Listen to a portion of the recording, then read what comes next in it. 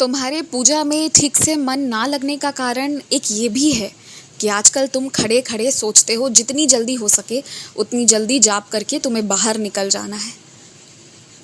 तो अब ना ऐसा करो कि पहले की तरह शांति से बैठकर पूजा किया करो और बिना घड़ी देखे पूजा किया करो। इस हड़बड़ी में मत रहो कि तुम 5 मिनट में 1000 जाप कर लो या 1500 जाप कर लो। यदि इस हड़बड़ी में रहोगे तो फिर जिस कृपा की या जिस लगाव की इच्छा रख रहे हो वो कैसे मिल पाएगा। घड़ी देखना, समय देखना बंद कर दो और जिस वक्त कर रहे हो बिल्कुल विश्वास से जाप करते जाओ बिना किसी चिंता के। आगे कोई काम नहीं रुकेगा, कोई तुमसे कोई सवाल जवाब नहीं करेगा। याद रखना, तुम जो पूजा पाठ करते हो ना, वही पूरे दिन एक रक्षा कवच बनकर तुम्हारी रक्षा करती है। और तुम्हें जिस बात की चिंता है कि यदि कुछ ना हुआ तो कैसे सब गिर जाएगा, ऐसा कुछ नहीं होगा। सब होगा, तुम ही से होगा और कुछ नहीं गिरेगा। मुझे ये बात बहुत अच्छी लगी कि मैंने तुमसे जो भी कहा था तुमने उस कार्य को करने में देरी नहीं की। मैं तुम्हारी मजबूरियों को भी समझता हूँ, लेकिन पता है क्या, तुमसे ज़बरदस्ती फिर भी कभी कभी लोगों का भला करवा जाता हूँ, क्योंकि वो तुम्हारे लिए बहुत ज़रूरी है, ताकि भविष्य में तुम्हारे लिए बहुत से अच्छे कर्म तैयार हों। वैसे भी आशीर्वाद तुम पर बहुत है। और एक बात कहूँ, तुम इस वक्त अकेले अपने आप को इसलिए महसूस कर रहे हो क्योंकि आसपास कोई दूसरा इंसान नहीं है, लेकिन एक शक्ति है जो तुम्हारे आसपास है, वो तुम्हें पता है अच्छे से। रही किसी वफादार इंसान की बात, तो वो भी तुम्हारी ज़िंदगी में आएगा, पर पहले उस इंसान को वफादार बन तो जाने दो, तब मैं तुम्हारी ज़िंदगी में लाकर रख सकता हूँ। मैं नहीं चाहता कि पहले की तरह तुम्हें दोबारा रोना पड़े या फिर तुम्हें दोबारा परेशान होना पड़े।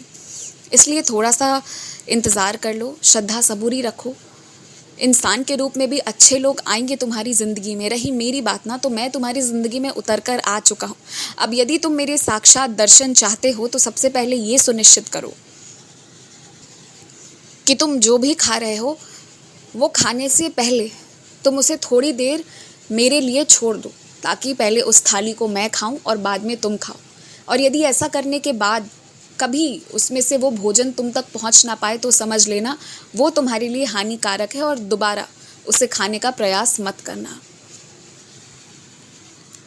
मैं अपने किसी बच्चे को भूखा नहीं रखता, ये बात बिल्कुल सच है, पर बावजूद इसके यदि कभी कभी तुम्हें भूखा रहना पड़ रहा है ना, तो वो तुम्हारे शरीर के लिए बेहद ज़रूरी है।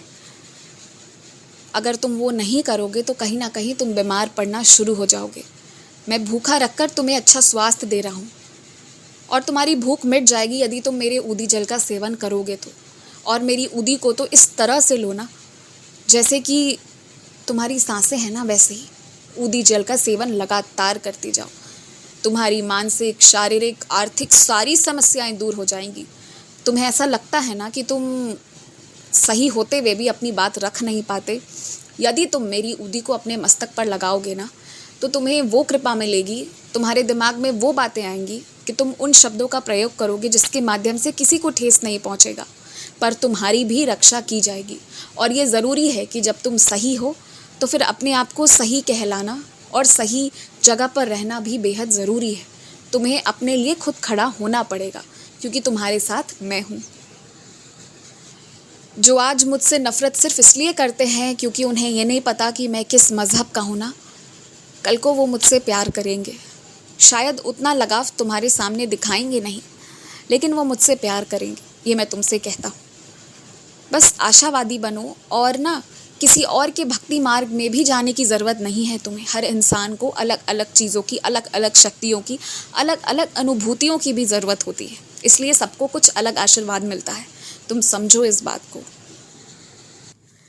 जिन जिन लोगों को तुम देखते हो कि वो दिन रात मेहनत कर रहे हैं, पर वो फटे हुए जूते या बहुत पुराने चप्पल पहनकर चल रहे हैं, जिससे कि शायद वो जैसे तैसे चला रहे हैं ना, तो उनके लिए तुम नए जोड़े चप्पल ला दो।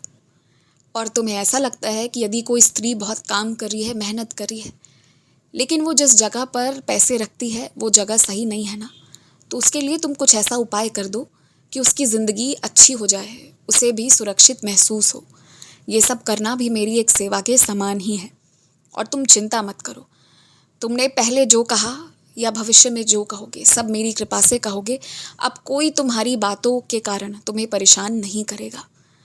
अब बहुत जल्दी तुम बहुत आराम से सोगे, आराम से उठोगे।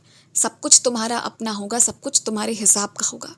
और मुझे आशा है कि उन परिस्थितियों में तुम लोगों की सहायता करने के लिए आगे बाहर आओगे।